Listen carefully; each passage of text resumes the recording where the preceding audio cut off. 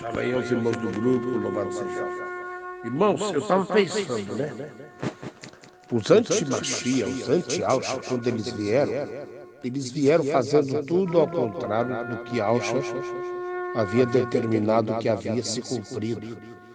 Então, Alcha, ele ressuscita e eles trocam a data da ressurreição de Alcha. Alcha veio com o nome de eles trocaram o nome de Alcha. Ial, ele fala em Axanã, eu vim revelar o nome do meu pai, e eles ocultaram o nome do Abba. E Alcha, ele instituiu ali o partido do pão com os apóstolos, que era associar ali as adversidades dos irmãos uns com os outros, e que nenhum deles tivesse necessidade de qualquer coisa. Então eles se alimentavam e se ajudavam. Não era uma vez por ano como o judaísmo, mas era agora todas as manhãs. E Alcha restaura a Torá.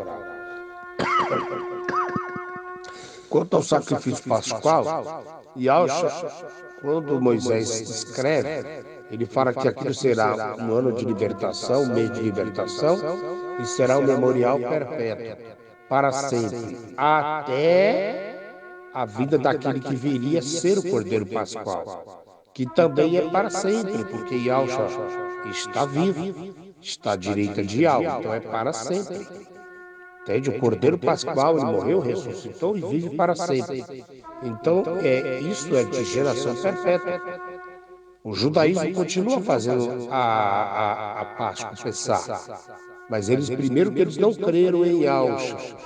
Eles estão aguardando Yahshua ainda e virar o anti-Machia para fazer o templo. Porque Yahshua, quando veio, ele não deu importância para o templo. Ele falou, derruba o templo e eu reerguerei em 3 manhãs. Ele estava falando do próprio corpo dele. E eles blasfemavam contra Yahshua. Então veja, como eles rejeitam Yahshua, eles vão continuar fazendo os rituais velhos, do pão velho e vermelho, vinho velho. Só que quem vai apresentar para ele o templo que foi destruído no segundo templo vai ser o anti-Machia. Aí eles vão fazer as cerimônias de novo retornarem. Quando essas cerimônias retornarem, todo mundo gospel, evangélico e católico, eles vão abraçar essa cerimônia. Por quê? Porque já estão adaptados. Eles já estão acostumados a esses rituais, a adoração de templo. Estevão e Alxanã, todos eles falaram, meu pai não habita no templo, o Yahweh não habita no templo. Que espécie de casa me edificarei? Então caiu o templo. Caindo o templo, acabou as cerimônias religiosas. O vinho velho e o pão velho.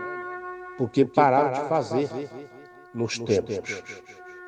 Aí, quando Yahshua ressuscita, ele rasga o véu, porque representava que ele iria morrer, o sumo sacerdote, então ele rasgou o véu, fez expiação pelos pecados da humanidade, daquele que crê, e está à direita de Yahweh vivo. Então, olha que interessante, quem rasga o sacrifício de Yahshua?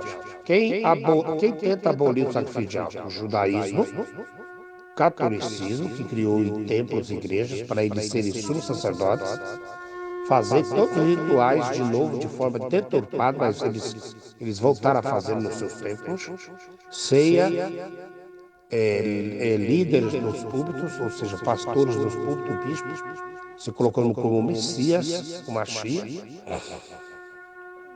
Então, eles continuam pedindo dízimo e oferta e por aí vai. Então, eles pisaram no sacrifício de Yahshua. E quem que copiou esse rito também da Igreja Católica que favorece bastante a eles? Os pastores. Porque eles, além de fazer templos, ele aluga templos. O véu que Yahshua rasgou, que era acesso para todas as pessoas. Agora ele coloca um véu de novo na igreja, que alguém tem que ir até ele para que ele ore e a pessoa seja perdoada. Então, eles vão voltar a fazer as práticas distorcidas, deturpadas, da Páscoa, do Pessah, que é o cálice e o suco, né? Eles pegam só uma parte ali resumida de toda aquela lei cerimonial. Aí eles continuam fazendo até hoje os rituais da Páscoa e do Pessah deturpado, negando Yahshua, como Paulo mesmo citou, eles comem e bebem para a própria condenação. E os dízimos, que as dízimas eram as 12 tribos, trabalhavam no campo da lavoura, eles produziam os alimentos, eles levavam para os sacerdotes, que faziam a rotação de rodízio de 24 sacerdotes, 2 a 2, que durava um ano, um mês. Um mês tinha que fazer aquele rodízio de 12 sacerdotes. E eram 2 de cada tribo. Então, eles não podiam trabalhar. Eles tinham que estar diariamente no templo. E quem sustentava aquele povo, aquela tribo só tinha essa função: preparar os sacrifícios, entende? Cuidar do tabernáculo. E eles iam oferecer em ano os sacrifícios. Então, alguém tinha que sustentar esse povo. Quem era? Eram as 11 tribos de Shahal. Então eles reviveram esses rituais, não sendo judeus, porque eles dizem ser judeus e não são. Eles dizem ser Yaldins, mas não é. Você vê o tempo de Salomão lá do Massa, lá seria abortista. Os judeus sionistas também é abortista, por isso que ele é. Ele diz que não trabalha para fazer a obra, então as pessoas têm que levar dízimo para ele. Quer dizer, ele está sendo um judeu, ele está sendo um sacerdote da tribo de Levi, sem ser. E ele é um impostor mentiroso, como todos esses pastores aí, que abrem os templos plagiados, se dizendo autoridade para fazer algo que eles não têm. Então eles são os falsos profetas. Entende? E o dízimo era isso. Dízimo era a 10ª parte do cominho, do entro, e enfim, ali não era alimento, ali era coisas para o templo, que eles davam para os sacerdotes fazer como fala, os aromas, os perfumes, e por aí vai, tinha que dar 10%. E os pastores hoje distorcem isso para pedir 10%. Ou seja, eles voltaram ao sacrifício antigo, como está em Coríntios lá, não seja grande a vossa jactância, né? A vossa soberba. Eles não quiseram o sacrifício de Yahshua, que é simples, não é? Quando Yahshua derruba a mesa dos cambistas, Yahshua é simples. Eles querem o sacrifício do templo. Então eles vão continuar de ano em ano fazendo sacrifícios. E esses pastores aí, eles misturaram Yahshua, melhor, Baal, com a mesa de Yahweh. Misturou tudo. Como está lá em Malaquias, Yahweh perguntou: eu vou aceitar o sacrifício de vocês, da vossas mãos? Jamais. E Yahweh não aceita o sacrifício desses homens. Entende? Eles reviveram os sacrifícios e as pessoas estão atrás do velho sacrifício, como está em Romanos lá em Coríntios. Entende? Deixai o velho fermento, né? Mas buscai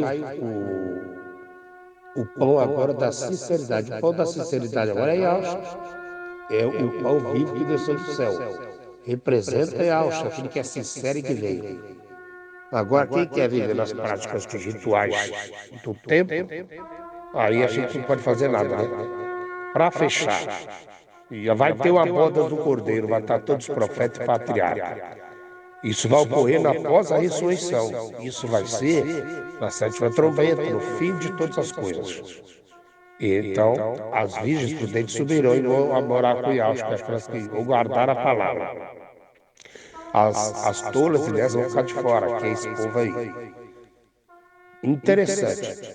Lucas capítulo 22, quando Yahshua faz ali a memória em mim, a fazer memória de mim, porque aquela ceia fazia a menção de Yahshua, mas aí quando Yahshua come aquela última ceia com os apóstolos, ele diz: comei e bebei, mas agora fazei isso somente agora no reino de Yahshua.